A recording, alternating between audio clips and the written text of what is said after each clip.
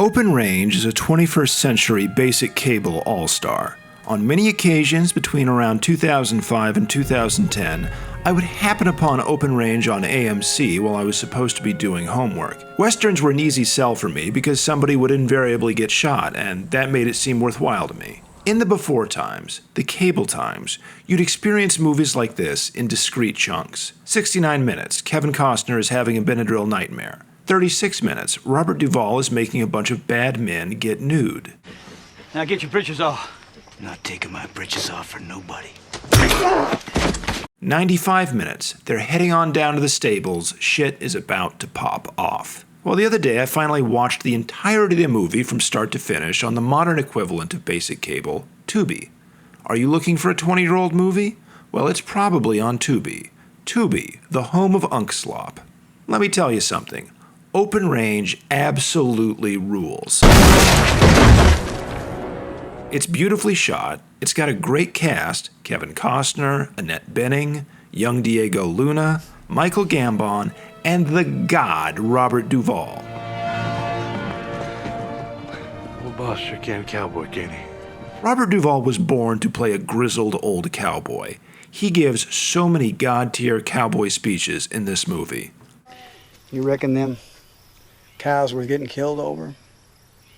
The cows is one thing, but one man telling another man where he can go in this country is something else. We don't much like being here, but a man's got a right to protect his property and his life, and we ain't letting no rancher or his lawman take either. I'd have been fine with another hour of Duval telling various people that something don't sit right with him. Tell him, Boss Spearman. Tell him it sticks in your craw. Ooh, sticks in my craw. You know what, I just realized something. I say the phrase sticks in my craw because of this movie. I'm sure of it. Things been sticking in my craw for 20 years, and it's all because of Robert Duval. Open Range also has what might be the best shootout of any Western ever. My favorite thing about it is the way it starts, and the way it subverts your expectations for a Wild West showdown. Spoilers for the movie, and a quick summary until we get to the gunslinging. Boss Spearman, Charlie Waite, Button, and Mose are free grazers moving through the West with their herd. Gentle giant Mose gets sent to nearby Harmonville for supplies, where he gets beaten up by a few hands working for the local cattle baron, Denton Baxter, who don't take too kindly to free grazers. Our heroes return to the herd only to find some of Baxter's men have been sent to scatter them. Things escalate from there. Bad men are made to get nude, teenagers, gentle giants, and dogs get shot. Boss and Charlie take Button into town for medical treatment and revenge. Storms are weathered, dogs are saved, romance is kindled, corrupt marshals waylaid, Shut up. and several fine speeches are made by Boss. Shame to go forever without taking a taste of something. I'll elide over most of the plot for brevity's sake. Just know that when you see them boys moseying on down to the livery, it's about to be shooting time for a good half hour or so. And that's usually when I put my homework to the side so I can focus on more important matters. In a showdown, you need your white hat and your black hat, and ideally they should both be expert gunslingers. To show how it's supposed to work, let's look at a classic Western, Shane. The titular protagonist is a retired gunfighter who wanders into a mountain town looking for work and finds himself protecting a group of smallholders from a big rancher. The rancher brings in hired killer Jack Wilson to defeat our hero. He's got a black hat and a sinister visage. Our white hat should have heard of the black hat and vice versa. He a friend of yours? No. It's a man named Wilson who looks like that. He's a gunfighter. It's a small world for gun hands. And it's even better if the black hat has an underhanded means of getting the angle on his victims. Here he provokes a rube by insulting the Confederacy in Stonewall Jackson. Saying that Stonewall Jackson was trash himself. Him, Lee, and all the rest of them rebs. Okay, come on, buddy. You gotta get out of here. He's clearly done this before, and he starts by putting a single black glove on his shooting hand. That's a dead giveaway. Also, he's played by Jack Palance, and you know Jack Palance ain't ever been up to any damn good a day in his life. A low-down lying Yankee. Prove it. No, Dory.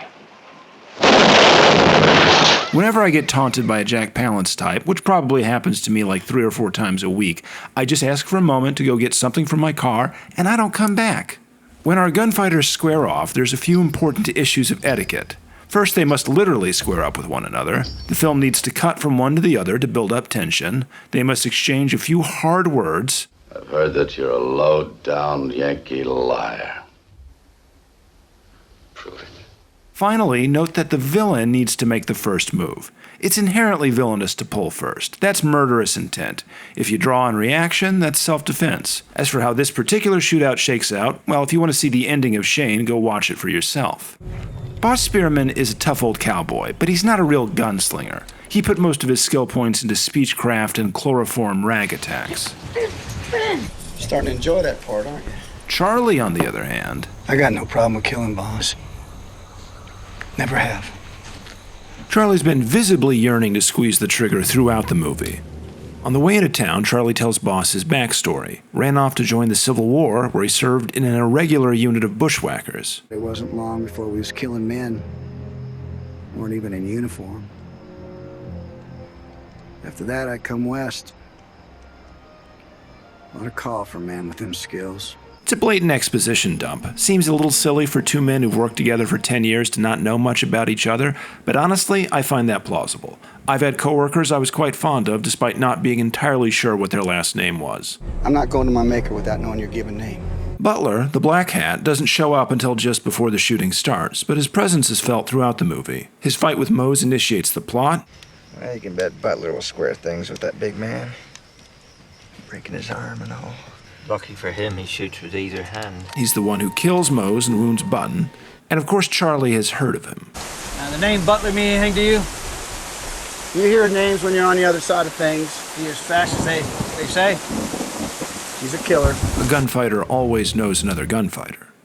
He also seems to delight in taunting and prodding everyone, even his own inebriated allies. I got a feeling there's going to be a new marshal in town. You've got to let people know that you're a disagreeable cuss when you're the villain. As Baxter, Butler, and a handful of low-rent goons advance upon the duo, Charlie steps forward to initiate the showdown.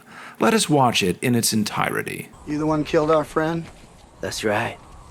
I shot the boy, too, and I enjoyed it.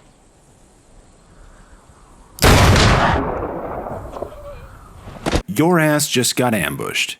He caught you monologuing, son. Charlie doesn't believe in drawing second or letting the tension build, which makes sense. He's not a duelist, he's a bushwhacker. You can see Butler looking off to the side to see if his fellow cretins enjoyed his taunts as much as he did. This is kind of gilding the lily. It explains why he wasn't prepared to draw right at that second, but presumably a hardened killer would know to keep his eyes on his opponent. Open Range is in many ways a traditional Western rather than a revisionist one, but I enjoy this subversion of the Western showdown. Butler's not a worthy opponent deserving of an honorable duel. He's just some asshole that hurts people for money. But you needn't worry about the shootout ending before it begins. There is still plenty of shooting left.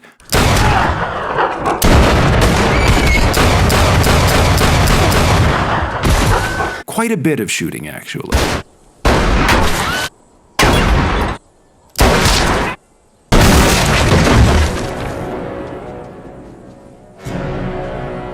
When people get killed in open range, they really get kilt. They're firing cannonballs at these fellas. There's even a second phase to this fight as Baxter runs off to the jail to roust the drugged deputies and press them into service. You're going out there. Damn it, somebody was supposed to keep aggro on the boss, Charlie.